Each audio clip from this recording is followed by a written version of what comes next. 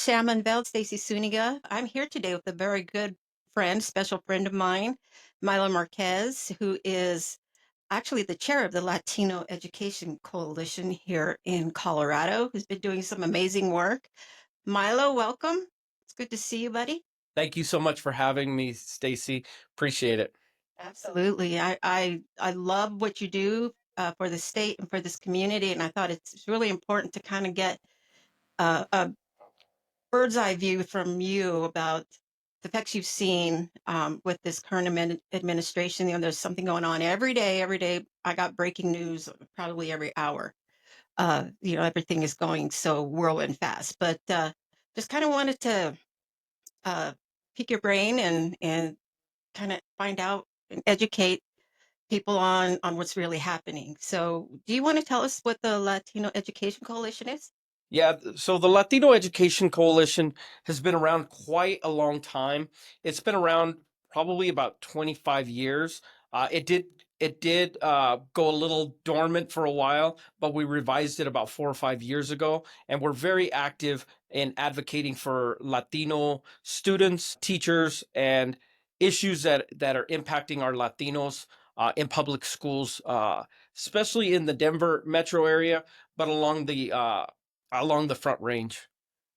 Great. So, have you seen any significant changes recently? I mean, that's affecting that. I know you've been active with working with state school board members, the state school council, and even political figures to try to advocate and get some results for Latino education. But are things different these days? Yeah, so I work closely with the Colorado Department of Education and also with school board members, local school board members, whether it's Boulder Valley or Denver Public Schools or even Adams 14, work very closely with them. Do I see anything different in the past 90 days or so since the new administration was elected? I have. Of course, we've seen I think a slow erosion of diversity, equity, and inclusion that is I think in the past 15 years has been very embraced by our communities and our school districts. And I've seen that just because of the rhetoric that's out there, some of the threats that have been made to our school districts, I've seen a lot of school districts, even in higher education, slowly dismantling their diversity, equity, and inclusion programs, which have been very helpful for our communities. They're inclusive and they're making sure that the history that's our history is being taught in the schools. And you hear a lot out there that this is critical race theory, but really what critical race theory is the history, the true history of our communities, and knowing our communities in the state of Colorado. We know that our people have always been here, whether we're Chicano, indigenous, Latino, Hispano. We know that our communities have been here, and we've contributed to the fabric of Colorado. And, we, from the conquistadores that arrived, 400 years ago to our indigenous blood as Chicanos, having indigenous blood and the mixture of Spanish blood, we've always been here. And so this history, we're not rewriting history and telling something that's not true. We're telling our history. And I think with this new administration, we're not going to be allowed to do that. And I think it's important to have our history taught. We haven't been able to do that for so long, even though we know that folks like Casimiro Varela helped write the Constitution of Colorado. We haven't been able to teach our history until the past 20 years or so. And as we're doing that, I think a lot of our students are feeling excited and they're feeling that their voice is finally included. And let me tell you, and I've been saying this for the past 10 years, if we're able to teach our students their own history, then they're more likely to sit down in those seats every day and be engaged. Because if you're telling the history of other groups and not including their history, you know, they're they're not they're not so willing to learn. But when we tell our history, we see that excitement. We're talking to the teachers, we're talking to the students, and they feel finally that our history is being taught in the classroom. And some of the research that we've come out with in the past year and a half or so, the resegregation of Denver public schools, the La Raza report. Those are important research projects that I think our community is embracing. Our community is excited to learn more about their history. And I think that it will, as I mentioned, it'll help those kids pay attention, sit down in those chairs every day, but it'll also allow them to graduate from high school and then go on to higher education, but knowing who they are and what their families have contributed to this state of Colorado and our nation. Absolutely. I mean, when they can identify and they know that our people were impactful at the creation of this nation, right? We've been here forever, but also, the true stories of heroism that always get suppressed when we talk about education, teaching the kids. You brought up a lot of great points, and I have a million questions. You talked about we've been dealing with the deterioration of DEI in our school districts for a while. So does this precede the Trump era right now? Not so much. I think it's actually the opposite of that. I think that we have been embracing diversity, equity, and inclusion, and you've seen it not just in school districts, but even in the marketplace. You've seen a lot of corporations including diversity, equity, and inclusion to make sure that they are they're inclusive of what the community, what the fabric of the community looks like. And I mean, looking at Colorado, almost 25% of the population of Colorado identify as Latino, Hispanic, Chicano. And we know that, in the next 10, 20 years, that's only going to increase, especially with the amount of young Latinos that are living in our state. We know that in the next 20 years or so, we're going to be closer to 30 to 35% of the overall population of the state. And so I think that a lot of communities in the past 8 years, 10 years have embraced diversity, equity, and inclusion, including our school districts who are embracing it and teaching it in the classroom. Unfortunately, the new administration doesn't see and doesn't agree with teaching this important history. And so a lot of the school districts have slowly started to dismantle their diversity programs. And do you think it's by force? They're afraid of losing funding, which I think is going to happen anyway. Well, It seems like the Department of Education is going to be debunked. yeah, so the Department of Education is definitely being dismantled. And I think, and I know that the reason that these school districts and the reason that our community based organizations are dismantling their diversity, equity, and inclusion is because of the threat of funding being pulled back. And if a lot of these school districts, if that funding is pulled back, they won't be able to operate. And so looking at some school districts, and talking to these folks on school boards, we found that, it's over $200 million annually that could be pulled back coming from the federal level, from the Department of Education, that could be pulled back, that's traditionally disseminated to our school districts. So $200 million is a lot of money. And, you know, I think a lot of school districts are afraid pulling this money, what the impact will be for their teachers, hiring new teachers, hiring paraprofessionals, hiring all of those staff that are needed to teach our children in the schools. Well, and then that puts more of a burden on state, which puts more of a burden on our households because taxes are going to go up. We got to pay for that. I just did a podcast a few days ago, and I was talking about nobody should be paying their federal taxes. What are we getting out of it if Right. it's not for educating our kids and our social security and stuff like that? But that remains to be seen. Um, I had you brought up about the suppression of information about the true history Right. of Latinos, and there's a local bookstore here where I live, and I toured it with uh, one of the politicians locally, and they converted this bookstore from a bank, and they did something really cool. Is they put in the vault where the money used to be, they put all these books that the local school districts and school districts probably across the country were trying to ban. These books on Latino heritage, on Black American heritage, all of this. They put them in the safe, what I thought was symbolic of this is valuable. You know, we need to save this. I mean, there was things like Catcher in the Rye, just stuff like that. You know, really great books, and we have people in our communities who are trying to ban them. But I thought that was a really good indication of people in the community saying, "Hey, we need to value these stories and the way that our ethnicity in this community lives or believes." So I Yeah. know. Oh, go ahead. Well, I was going to say because I heard you say that a lot of this funding is going to be we're going to be relying on the state.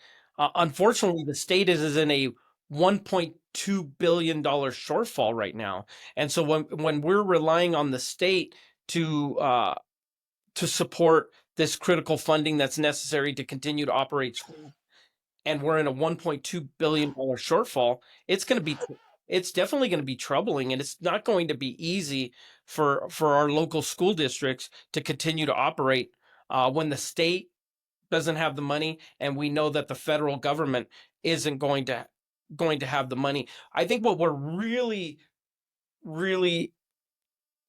not upset, but nervous about is once you dismantle the Department of Education and you start to get rid of Title I funding, uh, I think that school lunches and school breakfast and all of those things that our students rely on, we know that many of our students come to school and the only meal that they receive are the Right. meals that they're provided at the school. Those breakfasts, those lunches are so important to our students, and you cannot learn on an empty stomach. It's impossible. And so if you're not feeding them, and that money and that federal money coming from the Department of Education is wiped out, our students are gonna struggle, and we've got to find ways to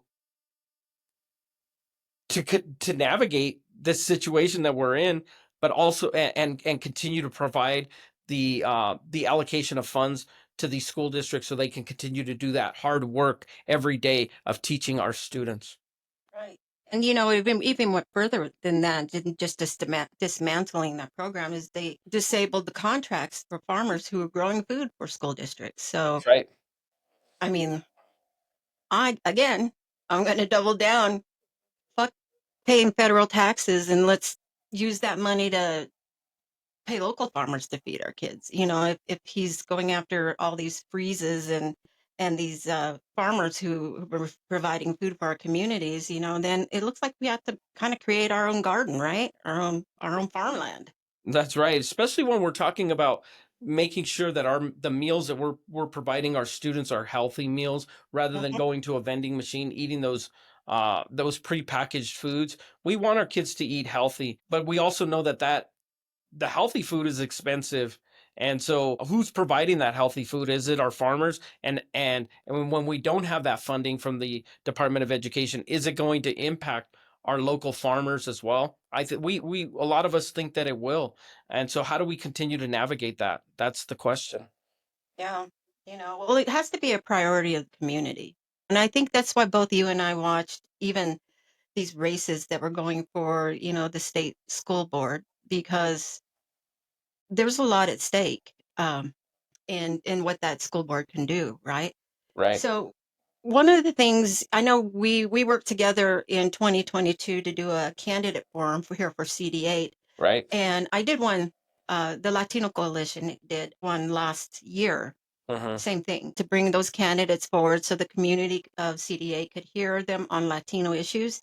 And one of the questions I brought up, because you were talking about true history, was what is your thought about teaching the true history of Christopher Columbus? Because we're taught in schools that he discovered America, he's this glory guy. And I'm not trying to disparage, and so I don't want people calling me. If you believe Christopher Columbus was a good guy, good for you. But the true history says that he really didn't even come into America.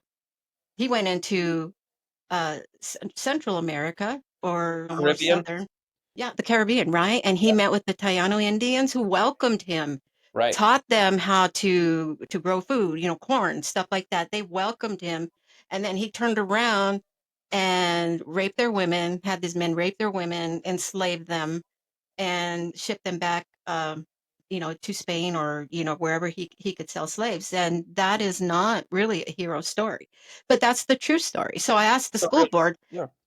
the candidates, what is your opinion about sharing the truth, about just this story, but there's so many more. And so one was really strong about it and said, "Hey, it's true. We cannot hide from the truth. We should be teaching the truth." And the other, both Latina, the other said, "Well, we need to focus on math. We need to focus on science," which was, I mean, it's an answer, but it didn't address the question. So, what Right. is your feeling now? Is with this? Is Do you think we're going to continue to have pressure to tell lies to our kids? Well, you said the true history, and I think the true history, sometimes the true history is hard to swallow. And sometimes the true history, we don't want to know the true history, but we have to tell that true history. And we have to tell the true history of Christopher Columbus as well. We need to make sure that we're not giving him more credit than he deserves, and tell that true history. We know that he made it into Cuba and into the Caribbean. We know that. Did he ever step foot on the on what we know as the United States? Probably not. People don't know that, but we need to tell that history. We need to continue to tell the history, and we shouldn't erase all the history. I'm one of those folks that does not believe in erasing history, even though we may not agree with it. Maybe it was bad, and we shouldn't tell that history. I still think that we should, because those that can't remember the past are condemned to repeat it. So the statues, tearing down statues, and all of those kind of things that happen. I don't agree with that. I really think that we should keep those statues so we can learn our history, the past, and make sure that we don't continue to make those same mistakes that we've made in the past. And that's just what I believe. But really telling our true history, telling the history of our people, making sure that our students know what has happened in the past. So you see these statues as being symbolic of history, Hmm. not repeat. Kind of like the Holocaust Museum in Washington D.C. and different places. It's just a tragic. You go in there. I mean, it's a fantastic exhibit, but it's so sad. You go in there and nobody talks. It's just so profound that humans did this to each other. So, Right. but there are some who will see that as a symbol of victory. I mean, we always have racism and stuff, or just people being true to their people. I mean, we talk about Columbus. He was Italian, and Italians, and it's their right. Hey, he's one of us. We want that statue as positive. And therefore, and I think especially down in Pueblo, there's a constant fight over that statue because Right. the local indigenous community says, "Hey, this guy enslaved our people, killed our people, raped our women, and sold our children to slavery." And then you have the Italians who see this as a hero. Yeah. So But I kind of wonder, can we, rather than taking that statue and throwing it into the garbage and no one can ever see it again, can that statue be in a different location? Maybe it's in a museum with an explanation as to what happened in the past, why that statue was erected in Pueblo or wherever else, and people, so people can learn.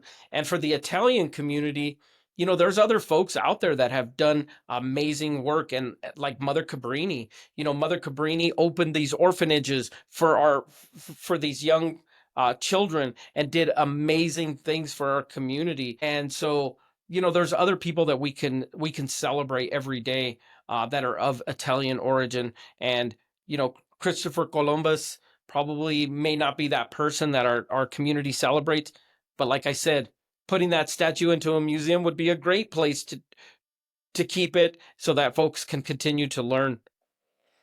I think that's a great idea. Um, and that brings me to, and I'm going to say it now because I'll forget. I'll say I wanted to bring it up later, but I might as well do it now. So there is a creation right now, I believe in Denver, of a state Latino history museum. Is that still going strong? And do you think like, I don't know what the latest is. What I do know is that there has been some community engagement around it. And I think there were about 15 meetings, and the community has looked at it and said that they do want a museum. I think the biggest question is, where do they want the museum? And what do they want the museum to look like? What do they want it to include? Does that mean that it's only for Latinos? Does that mean that it's going to have uh, Chicano in there? Is it going to have Hispano? And is it going to have the native influence? Because most of us that are from the Americas, that have the Spanish blood, we also have that indigenous blood. So I think the biggest question is, where do they want it? Right now, I mean, we're in a situation where money is really hard to come by, and will we be able to raise enough money to open up a museum when our state is in a $1.2 billion shortfall? And will we have to rely on private donations from community to get this rolling? I don't know. I just know that the latest is that the folks in throughout the state have asked that this museum be located in southern Colorado, and so I think we wait and see what the next steps are and who wants to lead that charge in getting something built and listening to the voice of the community and where they want it. Right. You know, Okay.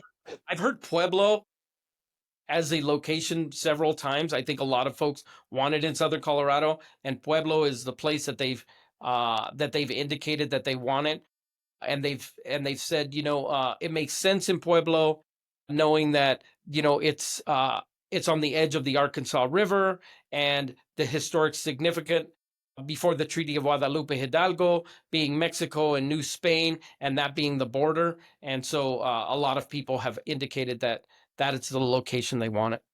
Yeah. Well, that makes sense. Yeah. Right. I mean, I've attended Fiesta Day Hmm. around the state fair, Colorado State Fair down there, and there's a lot of pride and a lot of Latinos that come out Oh, and yeah. love that. It's And really let a me great tell event. you, to me, people say, well, it's in who's going to go to it? Why would people go all the way down to Pueblo to go to that museum?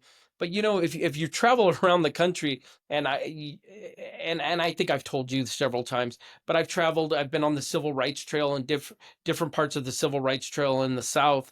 And this past summer, I went to Montgomery, Alabama, and Montgomery, Alabama has done an amazing job in preserving the African American history. And they built the Legacy Museum, and what it's done to transform Montgomery, Alabama. And Montgomery, Alabama is the state capital, but it's still a small town in Alabama, considering. And but what it's done is it's really revitalized that area of Montgomery, Alabama.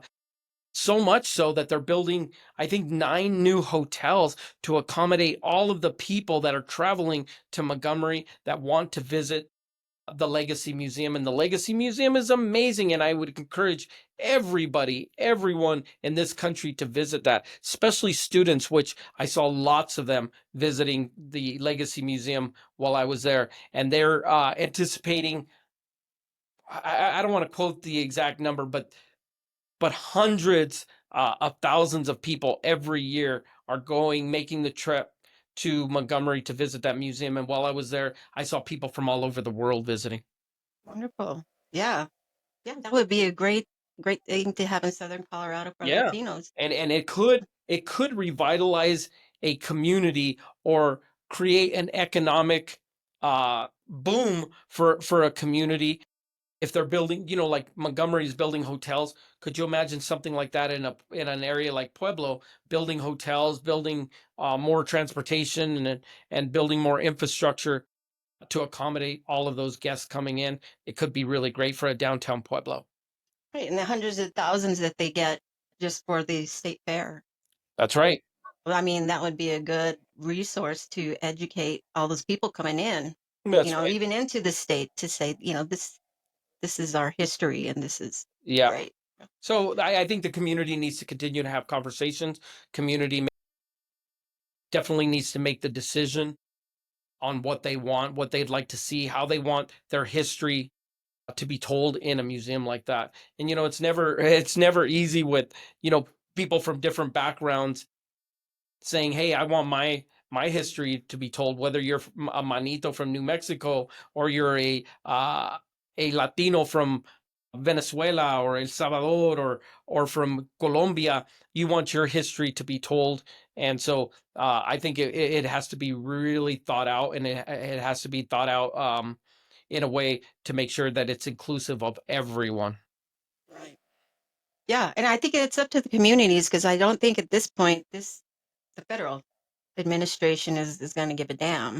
Oh, I no, think no. we'd have to raise the money. We'd have to, but it's a worthy cause. It should be Yeah. done. And I'd be really interested to see right now where the Smithsonian is, as far as what they've been planning to build the museum of the Latino in Washington D.C. for some years now. I don't know exactly where they are as far as the fundraising and the development of that museum, but I'd be really interested to see how that is going to be impacted by this new administration. Yeah, I did get to visit a couple of years ago. I was with Los Voces de la Montaña. We were up in Washington, and they did like a dinner night there, and it was actually sharing a building. I can't remember. Yeah, so it's an exhibit right now inside of another museum, but what Mhm. they want to do is something like uh the African American Museum and the Indigenous Museum that are on the mall, and it's something like that. So it would be its own building in DC, but we don't know. I'm not sure exactly where they are, and I don't know what their efforts look like with this new administration coming in. We can probably vet that that's put on hold, if not dismantled or Yeah, defunded. defunded, right? Right. Crazy, crazy, crazy.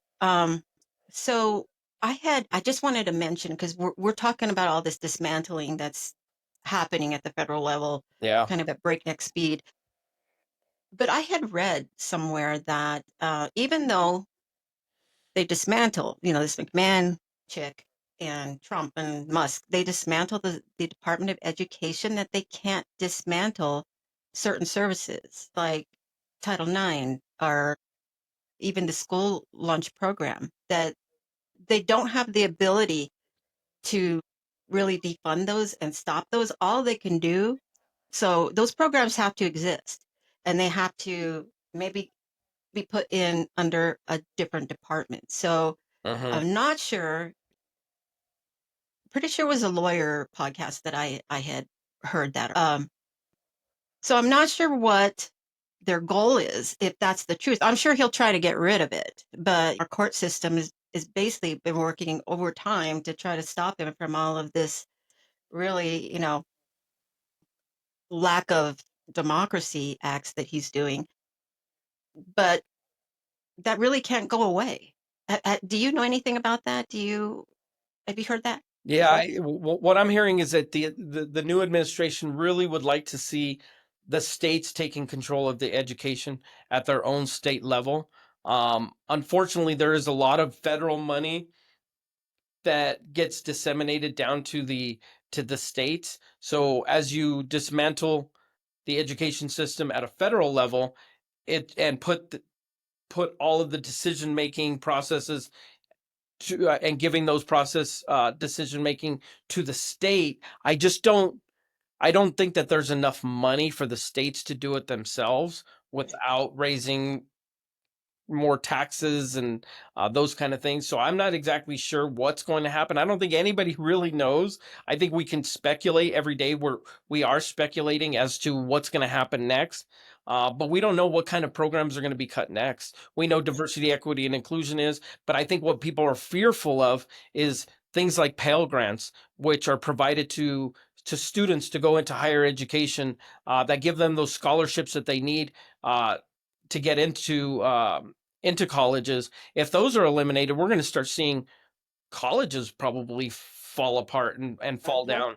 And so we but right now I don't think we really know what's going to happen next. And it's kind of a roller coaster ride. Every day we're learning more, and then things happen in the morning, and then by the afternoon they're taken back, and so it's a little bit of whiplash. But I don't think we really know until some of those decisions are made. But we're only 8 weeks into this new administration. A lot of things can happen in the next 4 years. in the next 4 days. In the next 4 days, that's Gosh. right. And that's sad. We're only 8 weeks in, and look at the chaos. I'm sorry. And this is my opinion. Look at the Right. chaos and the damage. Yeah, and I think a lot I of don't people see are any. fearful. I think I'm sorry. I think a lot of people are fearful, and you're right. Uh, People are fearful from our students that may not be documented to their families that may or may not be documented. I think students are afraid of going to school. I think parents are afraid of sending their kids to school, and I think that we talk about how do we close um, this education divide. And and when students aren't going to school, they're not learning. And so it's really important to create a safe environment for our students where they can go to school, they can learn without fear of being arrested, without fear of not having food to eat. And so you know a lot of these programs that are getting pulled back, the fear of deportations, all of those kind of things is really harmful for our students and their families. Right. I heard of a story on one of these segments that here locally in Greeley, one of the students' father was going to the courthouse to sign finalize citizenship. So Right. he went to the courthouse to do that, and he was arrested on the courthouse steps and deported. Right. You I know, mean, after all that money and all that time to do it the correct way, and he gets deported. yeah. And so that strikes fear in the kids because I'm sure this kid is wondering, am I going to get deported? What school told his friends. I mean, it's just a fury of fear and hate. But it seems like this administration, Trump himself, likes that's how he operates. He likes to do that. Makes him feel like a big boy. Yeah, and some of these families, these these folks in our community, they've been here 30 years. They've been here longer than and 30 years. Some of them less, of course, but they've been here that long, and they've been contributing to our economy every day, whether they're Right. just going to the grocery store and buying things, or whether they're going and buying a new pair of sneakers, or whether they're going on a trip to Disneyland. I don't know when the last time you went to Disneyland, but I've gone a couple of times recently, and you wouldn't believe how many Latinos are at Disneyland.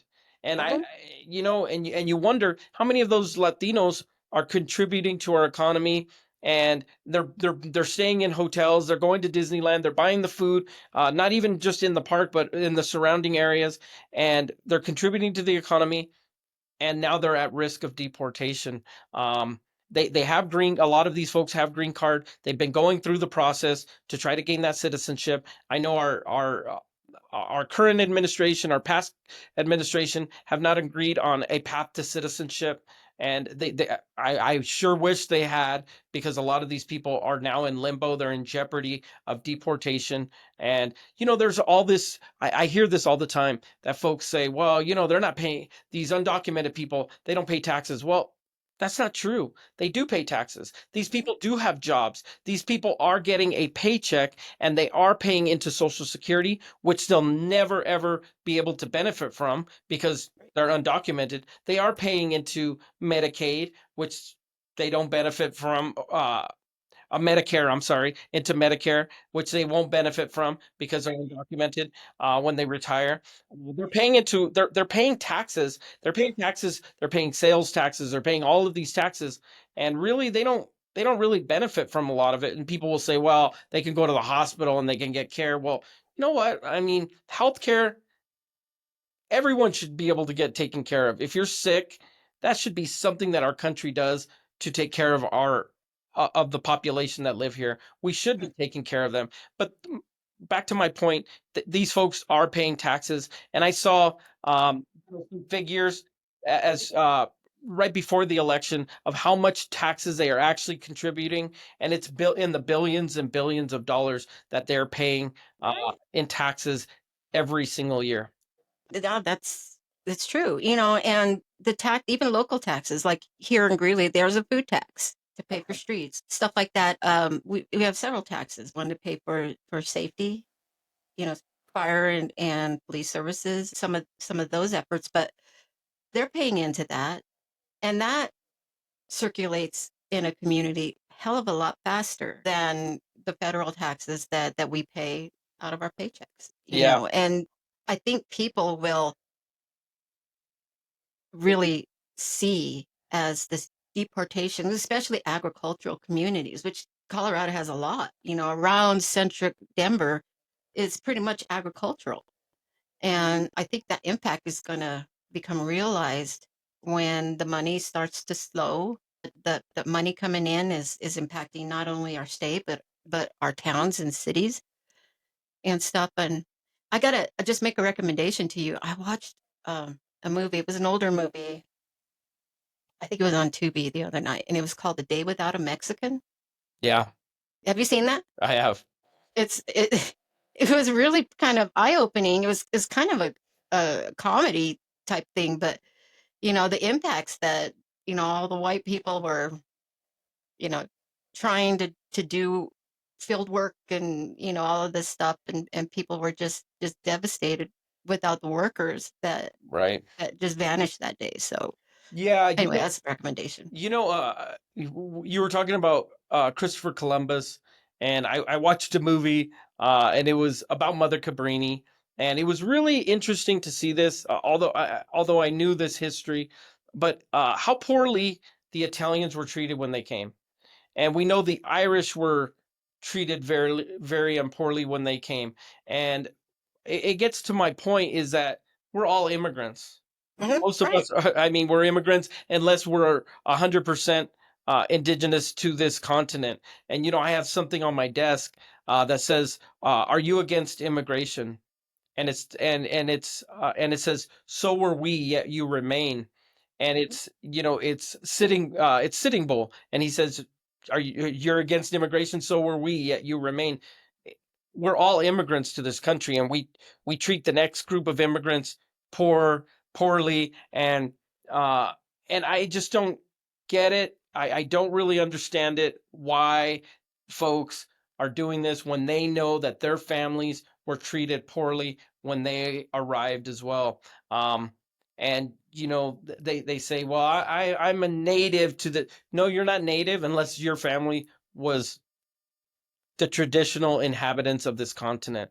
And so we should be taking care of folks. We should be following, a lot of folks say, well, they talk about the Bible. And well, if they really understand the Bible, then they know that, we should be taking care of folks that were refugees, that we should be taking care of folks that are immigrants, because folks like Jesus Christ were refugees as well. And so I think a lot of people are hypocrites, and they Right. find pieces of different things that are going to benefit them, and they don't really look at the whole picture of why we should be taking care of everyone. When we talk about our immigrants, what are they doing? They're just siphoning off taxes and those sort of things. And when you walk into any restaurant, you know that the person behind those doors that's cooking your food, or the person that's serving you, or the person that's cleaning for you, all of those people are immigrants, and they are contributing to our country. The people that are doing all of the construction, you can go walk around Denver and you can look at every single construction site, and you know that those are folks that are immigrants that are doing that labor, those jobs that most Americans do not want. Those are back-breaking jobs, and we don't want those jobs. I mean, They don't either. They're not going to go apply for a job in the fields. Who's going to do that? yeah, no one wants those jobs. Those are really hard jobs, and I don't think most people want those jobs. But there are people that will take those jobs because they need to provide for their families. And if we get rid of all of those people, through this this process of getting rid of immigrants, I think it's gonna have a really negative impact on our economy. Right. Well, hopefully the courts can be productive and really kind of staying some of those executive orders, which which is a sham. Executive orders are not meant to be law. They're not Right. meant to supersede law. Right. But Trump has this big idea that he can do anything he wants, and I think that was really kind of given to him with his presidential immunity case. Well, I say arrest his ass and release him, but it doesn't give him full court press to create violations, to be the Right. criminal that he is. I mean, we know he is. He's been indicted 34 times and convicted. But the sad thing is you were talking about people who believe in Christ should really actually, and this is paraphrasing, actually live what Christ taught. That's right. And this Christian nationalism that Boebert is affiliated with, and so many other Republican people, right? Maybe MAGA, is it's just a heresy of what Christianity is. But they accept it and they take it and they proof text it to say what they want. That's what the KKK has been doing for years. Yeah. They've been Christians and they've taken pieces of it about slavery and to make it say what they want, and that's just disgraceful and just downright sinful, I Yeah. believe. Yeah. That we yeah, that they pick and choose the pieces that will benefit their agenda, and that's unfortunate. Because if they really walk the walk of of their Messiah, Jesus Christ, I think that things would look a lot different. Right. Yeah. Milo, give me a minute to pause here. Yeah. Um, I gotta close this door. That dog's driving me nuts, and the barking will come off. Okay. It'll noise cancel out on this thing, so it'll cancel the background. Just let me close the door. Yeah. Coco, shut up.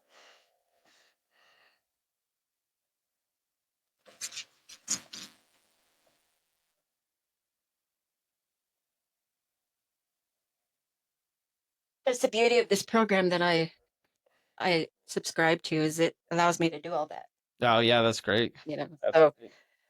she's just been barking because we brought the puppy. She's just been horrible. Um. So yeah, we were talking about Christian nationalism.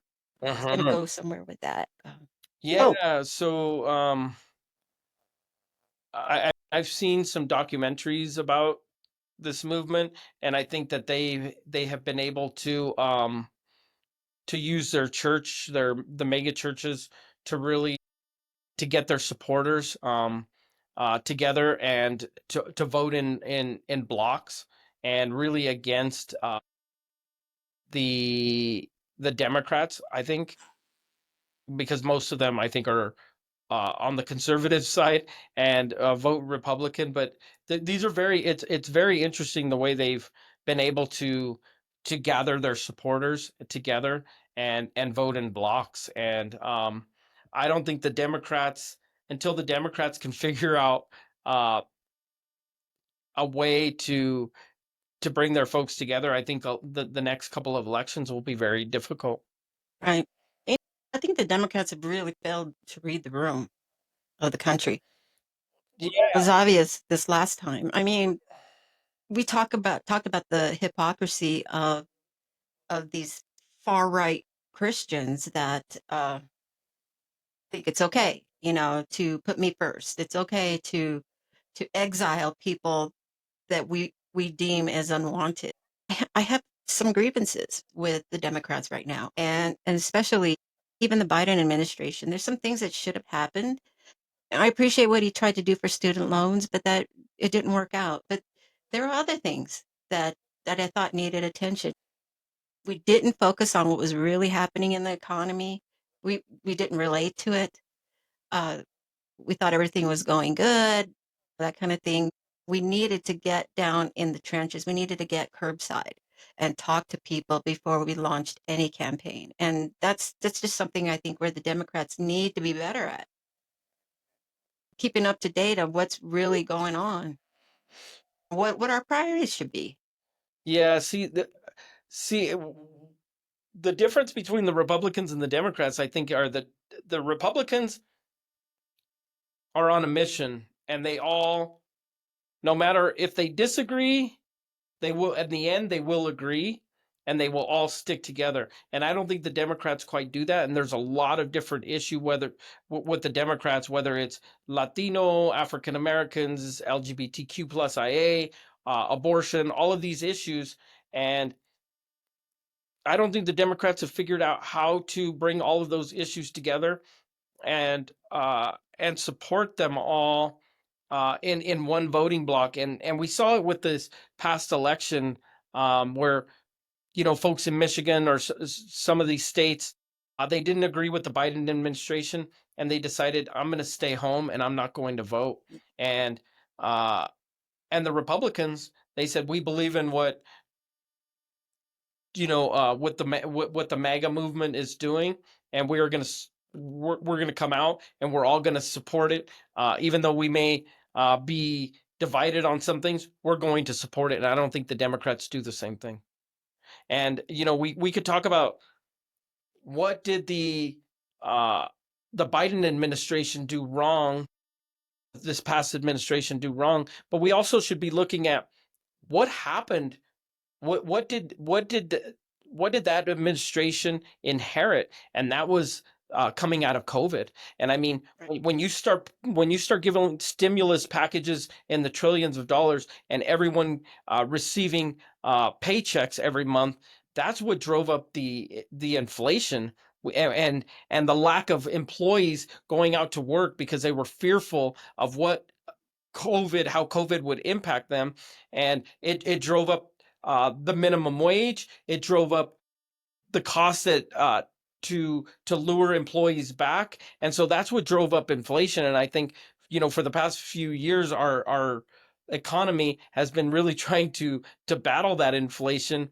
But those stimulus packages, the lack of employees, willing to go back and risk getting infected with COVID, I think really drove up the prices. And now, and we can blame one administration, but it was really those stimulus packages that the entire government supported under Donald Trump, to give those paychecks that people were getting, and they were happy, and they were, yay, we have all this money. But that's what really started to contribute to that inflation that we saw. And I mean, could Biden have done anything different to kind of reduce or slow down the inflation? I don't know. I'm not an economist, but I think it was difficult. And I think a lot of the smartest people in this country were trying to figure that out, and I don't think they were able to do it. And so we are where we are, and I am afraid. I am afraid of what's going to happen with the economy as you start to lay off all of the federal workers, and all of those folks are going to be without jobs. I've already been reading that Washington D.C. in the District of Columbia, you're going to start seeing a recession in that area. And how will that trickle down to other areas throughout this country? Because think about it, when you start laying off all of these employees in the DC area, these are employees that have mortgages, they go out, Mhm. they eat at restaurants, and it's going to start impacting them. But we know a lot of the federal workers live in other areas outside of DC, and how is that going to impact economies outside of DC? And when you get rid of a federal worker, and I don't think people understand that. Yes, let's clean up. People keep saying we got to clean up the government, get rid of all these jobs, but a lot of those jobs are tied into the private sector jobs.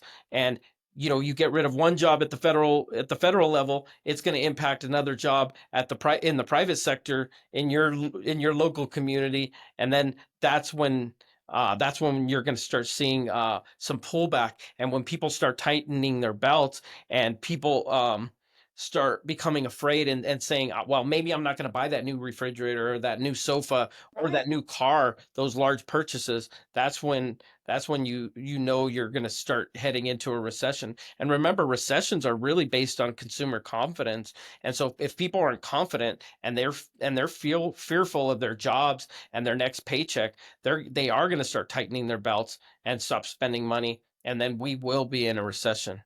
And what will happen there? I don't know. Is that a way to make sure that um, that people start holding the current administration accountable? Because we know the number one issue in this country is not immigration, it's not abortion rights, it's not all of those things that we think it is. The number one issue every single year is the economy, and people want to be comfortable and feel comfortable. And if you start to pull that rug out and people aren't able to spend, to have a steady paycheck and aren't able to spend, then we will be in a recession. And I believe that if we go into a recession, people will start to hold this new administration, just like they would any administration, accountable for that. I think it's inevitable. I mean, taking an axe and a chopping block to all these jobs, really, and really kind of doing it illegally. I mean, that's what the courts are telling him. You got to reinstate these people. Taking an axe, causing dramatic unemployment, Hmm. right? Yeah. Not just in DC, but we have federal jobs. We have postal workers in every community. We look at all these job losses that they just say, okay, in an email, you're gone. Well, yeah. Take take your shit and don't come back tomorrow. That's going to affect it. So that's another burden on the states if they have an unemployment policy around. What are those people going to do? Yeah. And So, and but the other thing, Milo, is that not only that, but all of these funding freezes. I personally was affected. They started freezing all these funds after he took office. Directors called us all together for a meeting and said, "You're going to get a January paycheck, but we don't know about February." Right now, I'm working on vaccinations for the avian flu. We got agricultural people. I've been working on trying to get people safe, especially the workers, for that. But my job is grant funded. right, I'm not a federal worker. I'm a state worker, but I'm kind of funded by CDC funds, right. to help the people in our state. So, the damage is just devastating. I mean, it's multiplying what the Yeah, Trump administration is doing. it is. And I mean, uh, I just think that a lot of this funding, and I don't know, because things change every day, it's hard to keep track of everything as far as what they're doing, what judges are doing. Every day there seems to be another ruling, another lawsuit. So I'm not exactly sure where all that funding is right now, and has any of that funding, are people able to pull that money back down for the to do the work, that important work that they're doing in these communities? I don't know. I know that nonprofits have been impacted, and a lot of these nonprofits don't know if they're gonna continue to get the grants uh, that they were promised, essentially, from the federal government. But we're in a huge mess. It's a huge mess, and it's going to impact a lot of people. It's going to impact a lot of jobs. It's going to impact a lot of people's health, especially when you start cutting Medicaid and programs like that the poor people really rely on. And we know that the majority of the people in this country that rely on Medicaid are not Latino. They're not African American. They are the Anglo. They're the white population of this country, and they're going to be impacted too. And and especially in that Midwest, in the southern states, they're going to be very much impacted. And they will also be impacted as you start to dismantle the Department of Education. Those folks, they don't have the money to send their kids to private schools to benefit from from private schools. They rely on the public education. They rely Yep. on those free meals. And I almost think that the only way things are going to change is if those people are directly impacted themselves, and they can see that, oh my God, these changes are going to impact me, and they're going to impact my family. And maybe those folks will wake up and say, things have, who I vote for, maybe it does matter. Maybe it does Right. matter who I vote for in these elections. Or listen to what they're saying, and listen through a community lens. I'm thinking of the male Latino voters right now who kind of like that machismo bullshit that Trump puts out. And we kept telling them, it's going to affect your grandma, it's going to affect your mom, your wife, your daughter. And that was just on the abortion issue. And now I'm hearing some, voter regret because they're being affected by these policies. And Right. it's like people got to wake up. You got to research. He has not done anything. He talked about economy, and the first thing he did was come in and disrupt civil rights, remove people of color, brown people for sure, um, and brought in Musk to, like I said, create this huge unemployment issue. And guess what? All of those benefits are going to go towards millionaires and billionaires. Why are they doing this? So that he can pay for his tax cuts where they will benefit. They will benefit in an impactful way. Where if we get a tax cut, Trump's last tax cut, I ended up paying more. It didn't affect me in a positive way at all.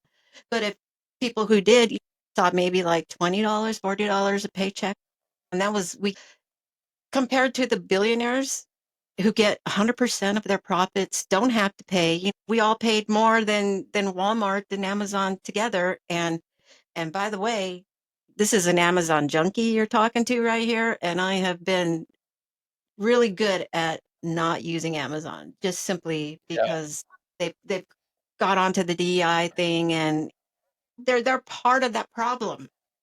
You know, Yeah. all of these corporations need people. They need the roadways to deliver their product. They need all of these social programs, right? Right. That they dismantle or they say are awful for our community, but yet they've made their billions on that. So Yeah, and I think that it's really about that certain group, that 1%, that the highest uh earners that are going to benefit from this administration. And you talk about Elon Musk, Tesla, and he really benefited from the federal government. He benefited so much because when you looked at all of the cars that he sold, and remember, most Tesla cars, the majority of the folks that own Teslas live in California. And in fact, there's more Californians that own Tesla than all of the other Tesla owners from throughout the United States. So more people in California own them. And the reason Tesla did so well is because of the rebates that California offered, those federal rebate, or those state rebates to buy the Tesla, because they felt that it was better for the environment. And so more and more people went out and bought those cars because they were getting such large rebates that he was actually able to make a lot of his money. And now, of course, they're criticizing California. They hate California. California's the bad place. But Elon Musk made his money on the backs of the Californians. And so a lot of these billionaires do the same thing. And so, they're really just worried about themselves and making more and more money, as the middle class begins to contract, to decrease, and you're going to have two classes, the wealthy class and then the very poor class. And it's unfortunate because, this country has had a middle class for a long time, and I think the middle class has really driven this country forward. Um, there's some important issues in education. I'd love to just kind of chat about something that's going to be happening on April 30th with the Supreme Court. The Supreme Court's going to be looking at um, the charter schools in Oklahoma. The charter schools in Oklahoma have Oklahoma started to open up charter schools that are religious based, and the Supreme Court's going to be looking at that. And if the Supreme Court, and Amy Coney Barrett has, the Supreme Court justice, has already said she's going to recuse herself. She may have some type of conflict of interest. But if you look at one person accusing themselves, and that there is a good chance that the Supreme Court could vote in favor of these religious charter schools, which are taxpayer funded. This could open up the floodgates to this happening everywhere else in this country, and that could be uh, that could have a huge impact on all states, including Colorado, which have a large number of charter schools. And, people always ask, well, what's the difference between a charter school and, charter schools are public. So what's the difference between a district led school and a charter school? And I always tell people the biggest difference is the quality of teachers that you get. And when you go to a doctor and you say, I'm going to go to a doctor to have a tumor removed in my brain. I'm going to go to someone that is certified, that knows how to deal with that, with my medical issue. Yet we send our kids to schools, to to a lot of these charter schools, and where the teachers are not required to have a license to teach. And if we care so much about our children, we should care enough so much about their education and the quality of education that they receive. Uh, these teachers that are licensed have to maintain their license. That means they have to continue to go through additional training every year to maintain those licenses, and our charter schools don't. And also now looking at like the cases that I described in Oklahoma, what are our charters going to look like in the next 10, 15 years? What is that, and how is that going to impact our kids? But that's something that we need to be looking at. We need to be looking at Initiative 22 in the next year. It was called Amendment 80 on the November ballot, which would have created a voucher system in our school. You create a voucher system that will dismantle the public education system, Mhm. meaning that you can take that money. Each child is worth a certain amount of money based on per pupil funding, and if you take that voucher system that you're allotted and you can go to a private school, it's really going to benefit the wealthy families that are already in those private schools, and it will hurt the families that struggle paycheck to paycheck, that rely on free public education systems, and they won't be able to attend school. But I think if we look at this, I think this is the overall plan, is to keep a certain class of people Uneducated. uneducated. And you talked early on in the segment about math and reading, and yes, we need to make sure our students understand mathematics, understand reading. But I think the most important part of education is teaching our kids their history, and teaching our kids how to critically think. And if Mhm. you keep a class of people uneducated, you don't teach them how to critically think, you don't teach them about their history, then they're not going to fight back against the system. And I think that's what this new movement, this Project 2025, this new administration, they want to keep this class of people uneducated, so they can't critically think and fight back against the system. And they won't remember what happened during the civil rights movement. They won't remember what happened during the Holocaust and all of those important moments that have shaped our history and now into our future. And so I think that's exactly what they're trying to do, because the wealthy folks need a working class to provide the services for them. And so that's really what's happening. And you see that with the gentrification that's happening in the cities as well. Push out the poor people, move them out to the suburbs, but they still have to come in to provide those services for the wealthy classes. Which is a burden to people who are already having to travel farther for work, That's people who right. are already just trying to decide, do I buy my kids their medicine or do I feed them tonight? That's right. It's crazy that this administration, they just don't give a shit. They That's don't. right. They don't give a shit. Yeah. Give me the money. I say, take the fucking money and go. Yeah. Leave us alone. If that's what you want, take it, just leave. Yeah. Let us build a nation that works for the people. That's what it's supposed to be, Yeah, right? but the money that they need our money, and so they want to dismantle. You heard Elon Musk saying that the majority of the money is in Social Security, and it's in Medicare and Medicaid, Yeah, and it's so true. they need to strip that money away, so that when they run away, because they will end up running away, but they're going to run away with our programs that we have, our social programs, and they want to take all that money and then run away. Well, because then, yeah, it'll be more fluid. It'll be ongoing. But the wolves are already sniffing around Social Security. Oh, There are like these predator oh yeah. companies already sniffing around to privatize Oh it, yeah, they want to which privatize. would be horrible. Horrible, because we know that the market, if the market always went up, we'd say, well, great. But we know that that the market isn't always predictable, and we know that there are downturns in the market, and we know that a lot of us remember what happened in 2008.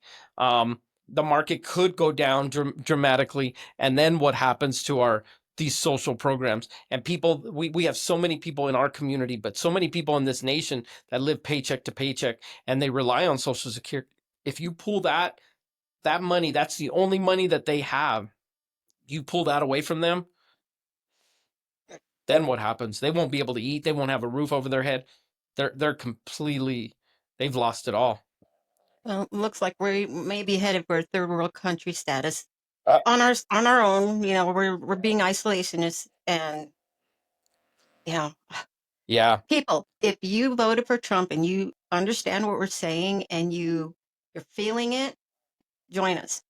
It takes everybody in this country to preserve the middle class. We're shrinking for yeah, sure, becoming more, the poorer class, but need to wake up.